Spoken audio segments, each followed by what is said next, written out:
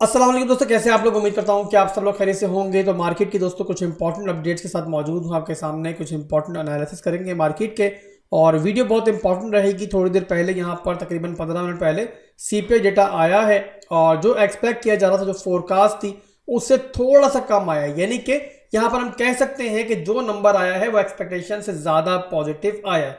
अब यहां पर दोस्तों मेन मुद्दा ये है कि मार्केट इसके बाद कैसा रिएक्ट करेगी, वही हम आज की वीडियो में डिस्कस करेंगे।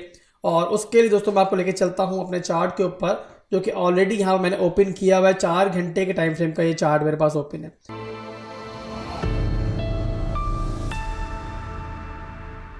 अब यहां पर दोस्तों प्योरली हम टेक्निकली बात करेंगे कि इस टाइम हमारे जो लेवल्स हैं वो कौन कौन से हमारे पास, और बिटकॉइन जिस रेंज में घूम रहा है वो कौन सी रेंज है, यहाँ पर कहां पर हमारे पास रेजिस्टेंस है और कहां पर हमारे पास सपोर्ट है, ताकि अगर आप यहाँ पर ट्रेडिंग कर रहे हो, आप लोग स्कैल्पिंग कर रहे हो, तो आप लोगों को काफी आसानी रहे इसके अंदर। अब यहाँ पर आपको दिखाई दे रहा होगा कि बिटकॉइन की एक रेंज मैंने बनाई हुई है 4 घंटे के टाइम फ्रेम के अंदर, और ये है इस रेंज का रेंज हाई का एरिया जहां तक बिटकॉइन ने अभी तक पंप किया है और यहाँ पर टॉप मारा है।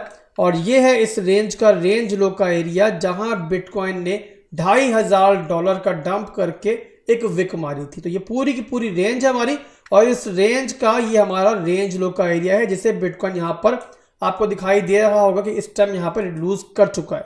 इसके अलावा दोस्तों यहाँ पर आपको बता दूं कि ट्रेंड के हिसाब से भी बिटकॉइन जो है ना अपना स्ट्रॉन्ग लो का एरिया फिलहाल के लिए हमें लूज करता हुआ दिखाई दे रहा है 4 घंटे के स्मॉल टाइम फ्रेम के ऊपर। और यहाँ पर आपको देखो इसके लिए, तो यहाँ बिटकॉइन ने एक हायर हाई बनाया, फिर एक हायर लो बनाया, फिर एक नया हाई बना, और अब यहाँ पर देखो तो बिटकॉइन ने यहाँ पर अपना स्ट्रॉन्ग लो जो है वो यहाँ पर तोड़ दिया है। टेक्निकली यहाँ पर जो बिटकॉइन का इस टाइम प्राइस एक्शन है वो जाहिर सी बात है नीचे की तरफ इशारा कर रहा है। यानी कि टेक्निकली दोस्तों यहाँ पर अगर ट्रेंड को देखें और इसके अलावा पूरे इस यहाँ पर रेंज को देखें, तो यहाँ बिटकॉइन को जो है यहाँ पे नीचे की जो हमारी रेंज लो का एरिया ना, ये वाला जो एरिया है, ये बिटकॉइन को यहाँ पर रिटेस्ट करना चाहिए। तो यहाँ पर थोड़ा सा विजिलेंट रहना है, और यहाँ पर हम ये ट्राई करेंगे कि अगर बिटकॉइन हमें इस रेंज पर दिखता है तो यहाँ पर हम कोई लॉन्ग की ट्रेड तलाश करें। यानी कि अगर हमें यहाँ पे बिटकॉइन आता हुआ दिखता है और यहाँ पर दोबारा रेंज हमें प्रॉपर्ली रिक्लेम होती हुई दिखती है, और उसके बाद हमें छोटे टाइम फ्रेम्स के अंदर यानी कि 1 घंटे में या इवन 15 मिनट के अंदर भी कोई इंटरनल स्ट्रक्चर ब्रेक मिलता है, तो यहाँ पर हम लॉन्ग तलाश कर लेंगे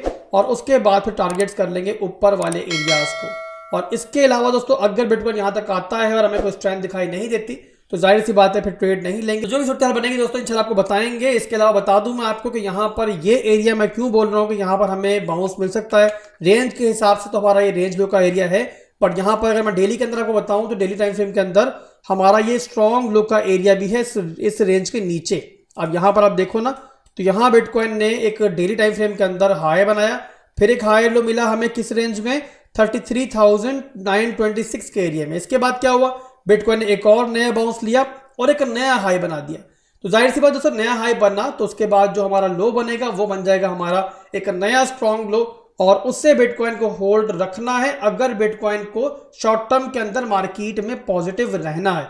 और वो है दोस्तों हमारे पास 34,700 से लेकर लगभग यहाँ पर 35,228 का एरिया। तो ये पूरी की पूरी हमारी सपोर्ट है डेली की, जो हमारी इस रेंज लो से नीचे मौजूद है। और इसी की बेस पे दोस्तों मैं आपको ये कह रहा हूं कि यहां पर जो है ना हम बिटकॉइन के अंदर भी और कुछ ऑल्ट कॉइन्स के अंदर भी छोटी मोटी स्कैल्प्स या फिर डे ट्रेड्स देख सकते हैं।